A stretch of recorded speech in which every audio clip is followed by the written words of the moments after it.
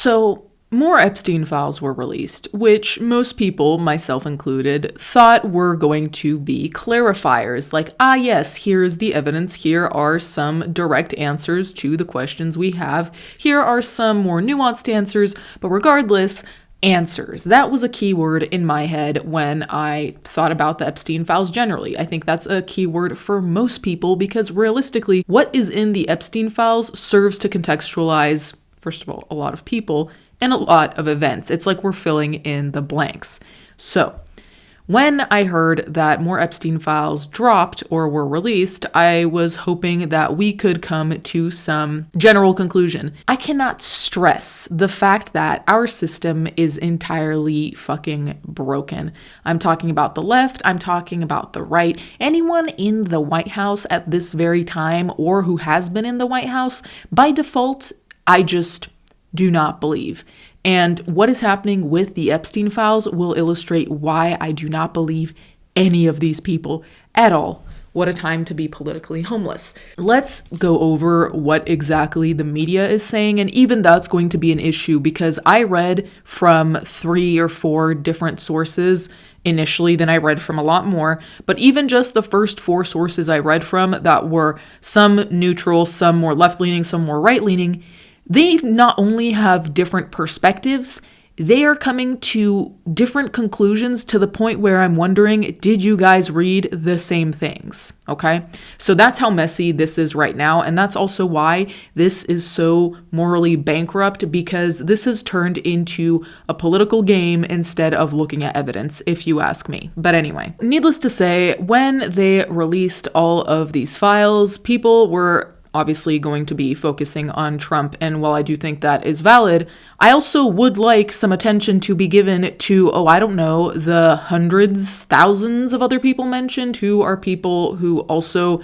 first of all, should face consequences, but also to see who those people are, where they are, what impact they've had, especially if they're world leaders, for example. I don't really think it's productive to focus on just Trump. Of course, you're going to focus on him to an extent, but it's also like the point of releasing these files is because there are too many people involved in this who face 0 consequences and won't face any consequences if we just focus on one person for the rest of eternity, right? So realistically, what I was hoping would come from this would also be that we have not every single person, right? Because I don't think they'll ever release every single person, but we have a more concrete idea of who actually was taking part in abuse, to say the very least, of girls. So anyway, this article says what we know about new Epstein emails that mention Trump. It says U.S. lawmakers have released more than 20,000 pages of documents from the estate of the disgraced financier and convicted sex offender Jeffrey Epstein, including some that mention President Donald Trump.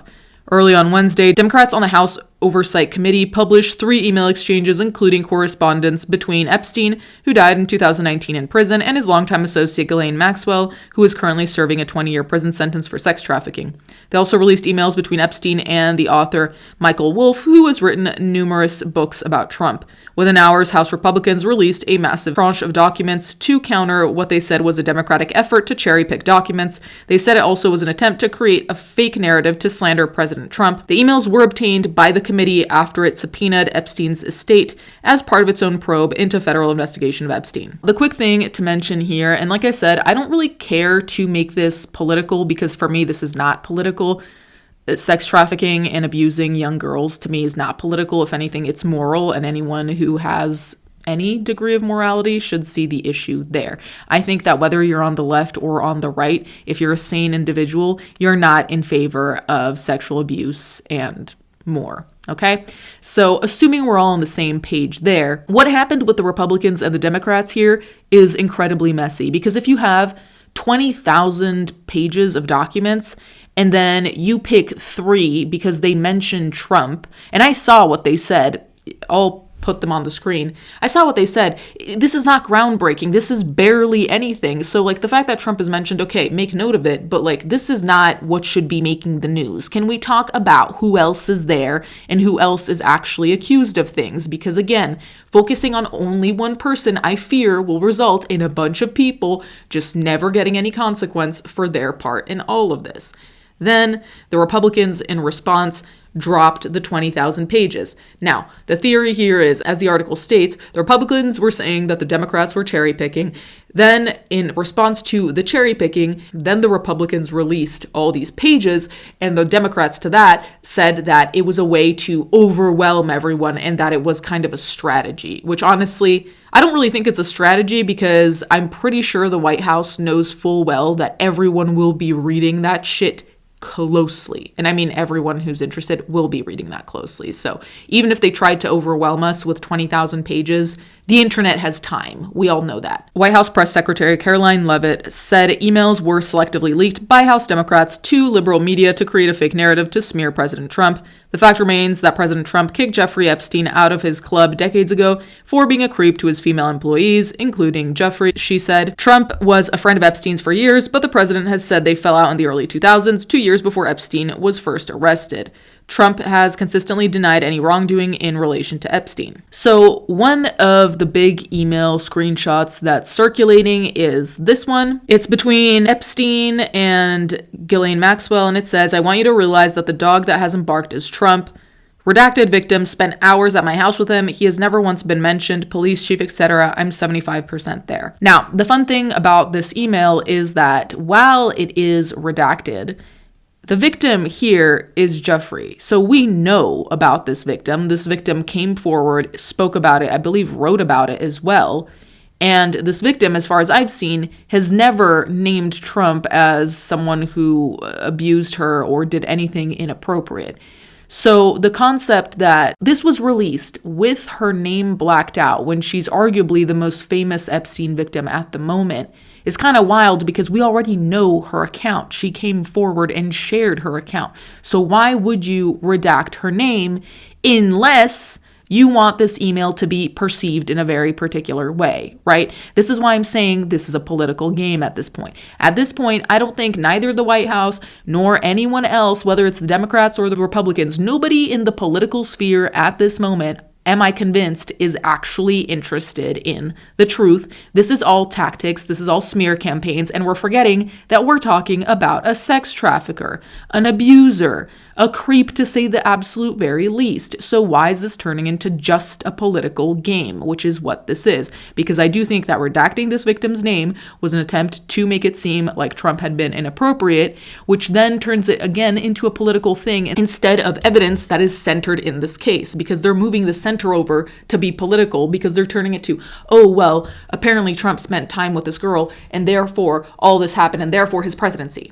And that's a fair enough argument, but I feel like that argument should kind of be secondary to this was a victim, this is what happened, this is who all is involved in the case, without being so that means and then throwing out the case and using it for any type of political gain. I don't really understand why it is that we're treating this overtly politically when we need to consider the case and the people. And yes, that will turn into a political thing, but shouldn't that be secondary? It's like trying to crack a case, deciding that you want someone to be guilty. It's like, let's crack the case and who's guilty is guilty, that will come out. But we can't look at this case through the eyes of let's find the guilt of this person, and this person, because I don't think that's helpful at all for either parties, honestly. What the Epstein-Maxwell email says. The first email released by Democrats is from 2011 and is between Epstein and Maxwell. In it, Epstein writes to Maxwell, "I want you to realize," that's the email I just read, right? Epstein goes on to mention that Trump has never once been mentioned, including by a police chief. Maxwell responded, "I've been thinking about that." The victim's name was redacted in the email the Democrats released, although the unredacted version is in the tranche released by the committee that shows the name Virginia. The White House said it refers to the late Virginia Jeffrey, a prominent Epstein accuser who died by suicide earlier this year. In a statement, the White House said Jeffrey repeatedly said President Trump was not involved in any wrongdoing whatsoever and couldn't have been friendlier to her in their limited interactions. Jeffrey said in a 2016 deposition that she never saw Trump participate in any abuse, and in a memoir released this year, she did not accuse the president of any wrongdoing. And this is why I'm saying this is all being treated as a political strategy as opposed to real reviews of documents, if you ask me.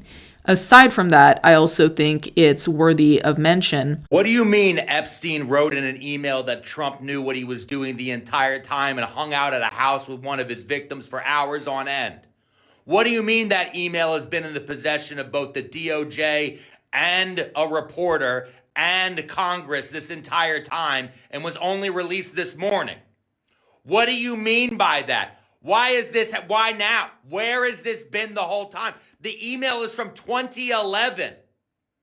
2011. 2011 was, let me do math here, 14 years. The email is old enough to be a victim. Why is it taking so long for this email to be shown to the world? Asked why the name was originally redacted, Representative Robert Garcia, the leading Democrat on the U.S. House Oversight Committee, said the party will never release the names of victims in line with the wishes of the families.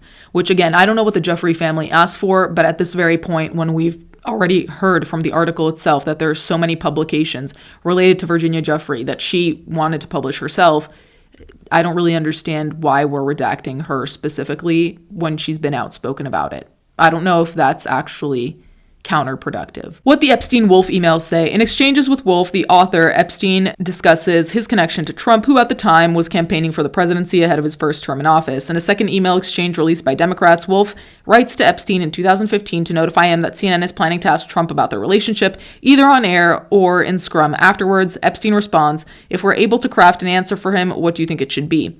Wolff writes, "I think you should let him hang himself. If he says he hasn't been on the plane or to the House, then that gives you valuable PR and political currency. You can hang him in a way that potentially generates a positive benefit for you, or if it really looks like he could win, you could save him generating a debt." He adds, "Of course, it is possible that when asked, he'll say Jeffrey's a great guy and has gotten a raw deal and is a victim of political correctness, which is to be outlawed in a Trump regime." In a separate email from October 2016, days before the presidential election, Wolff offers Epstein a chance to sit for an interview that could finish Trump. There is an opportunity to come forward this week and talk about Trump in such a way that could garner you great sympathy and help finish him. Interested? Wolff writes to Epstein. A third email released by Democrats is dated January 2019 during Trump's first term in office. In it, Epstein tells Wolff, "Trump said he asked me to resign," apparently referring to his membership at the president's Mar-a-Lago club, adding he was never a member ever. Epstein adds that, of course, he knew about the girls as he asked Ghislaine to stop. Responding to the release in a video he posted to Instagram, Wolff said, "Some of those emails are between Epstein and me, with Epstein discussing his relationship with Donald Trump. I've been trying to talk about the story for a very long time now," he added. Yeah, so the other thing to be considered here is that apparently the emails show that Trump was not necessarily directly involved in the acts that took place on Epstein's island with Epstein and Ghislaine Maxwell generally. That being said, he was aware. Okay, so it seems like as of right now, what we have confirmation of is knowledge, but not participation. And you can make of that what you will, but it is important to note that there is a difference between knowing and participating, though, of course, in this case, knowing and doing nothing is unthinkable. Andrew emailed Epstein in 2011, as well as Trump. A released document also mentions Andrew Mountbatten Windsor, formerly Prince Andrew. He responded to an email forwarded by Ghislaine Maxwell via Jeffrey Epstein in March 2011 about alleged sexual activity with a masseuse working for Epstein. Andrew's reply reads, "Hey there, what's all this? I don't know anything about this. You must say so, please. This has nothing to do with me. I can't take any more of this." Maxwell had forwarded a right of reply email from the Mail on Sunday on March 4th, making numerous allegations about Maxwell, Epstein, and then Prince Andrew. The right of reply email states that a woman whose name is redacted in the released document was introduced to Andrew by the disgraced financier in 2001 at Maxwell's house in London, where she had sex with Andrew. On the 6th of March 2011, the Mail on Sunday published a story including a photo of Prince Andrew and Virginia Giuffre. Andrew has always denied any wrongdoing and has not faced any charges. Peter Mandelson contacted Epstein in 2016. Lord Peter Mandelson, who was sacked as the UK's ambassador to the US in September over his links to Epstein, is also mentioned in the new documents. They show he was in contact with Epstein as late as 2016, according to the documents. The latest previous reported contact between the pair was when the then business secretary took advice from Epstein in a banking deal in March 2010, just months after the American businessman's release from prison for child sex offenses, as reported by the Daily Telegraph. An email from Epstein to Lord Mandelson on November 6, 2016, shortly after the peer's birthday, reads, "63 years old, you made it." Lord Mandelson replies less than 90 minutes later saying, "I've decided to extend my life by spending more of it in the US." Epstein then replies in the Donald White House, referring to the presidential election due later that week. Epstein goes on to say, "You were right about staying away from Andrew. I was right about staying with Ronaldo," a reference to Lord Mandelson's now husband, Reinaldo Avilda da Silva. Lord Mandelson has repeatedly said he regrets his relationship with Epstein. He declined to comment on the emails when approached by the BBC. While all of these parts are important because there is mention to other people, everything so far has been centered on Trump, and granted, the title of this article centers on Trump, but if you look up the Epstein file release, everything I've seen so far has been political. Unless I can just find where I can download those 20,000 pages, every article I've seen so far has turned it into a Republican versus Democrat thing, which again, the system is so far gone if the concept of sex trafficking and sexual abuse of children, of minors, has been turned into a left versus right thing. I thought this was one thing they could shake hands on and say, hey, yeah, that's fucked up. You'd think that it's that simple, right? So what the survivors have said. Annie Farmer, one of Epstein's accusers and a key witness in Maxwell's sex trafficking trial, shared a statement after the emails were released. In it, she said, "The more information that comes out about Jeffrey Epstein, the more questions we're left with. Survivors deserve more than a trickle of information." Farmer demanded the full release of the so-called Epstein Files and the estimated 1,000 women and girls who were harmed by Epstein and his associates deserve full transparency. And I completely agree with that. And what she is saying about the trickle of information, I think that's true, obviously, but I really do have to double down on what I said initially, that this is being turned into a political game. And so the trickle of information there, to me, really does allude to, you know, the Democrats are releasing these things to make Trump look bad. Trump, or the White House, is allegedly releasing things to overwhelm everyone so they don't find the bad things, ? I'm not really sure how the logic works on either of these sides, to be honest. But everything that's coming out seems to be, to a degree, self-serving for whoever is releasing it. And that is how you know that it's a corrupted system, right? Because if I'm only sharing evidence with you because it makes me look good, you understand that I'm not trustworthy, right? I need to release all evidence, whether it makes me look good or bad, because that is the nature of evidence. You look at everything and then you decide. What they're trying to do here, in my opinion, is make your opinion for you. So then you read from whatever source is close to your side, right? Like if you're on the left, you might be reading a left source. If you're on the right, you might be reading a right source. They're going to decide what you think for you because they've sorted through the info and decided. So on one side, they'll say that Trump is in the Epstein files, and that means that Trump is deeply involved. On the other side, they're going to release all these documents and basically just say that Trump wasn't even aware, ? So at this point, why even listen to what anyone in the political sphere is saying, to be honest?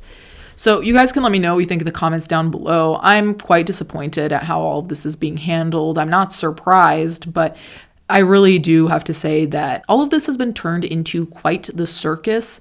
And I think that that is one of the biggest missteps here, because hopefully this could have been a time, difficult for sure for victims, but also a time to feel like some kind of justice was going to come around. And I can't imagine what it must be like to be a victim and have your story kind of thrown around until it fits somewhere conveniently, right? Until it fits into some kind of narrative conveniently, as opposed to just listening to what is your actual story. Anyway, you guys can let me know what you think in the comments down below. Let me know if you were also disappointed by how all of this is being handled, because honestly, it's been a shit show. Thank you guys so much for watching. Thank you to my patrons as always, and I'll catch you guys next time.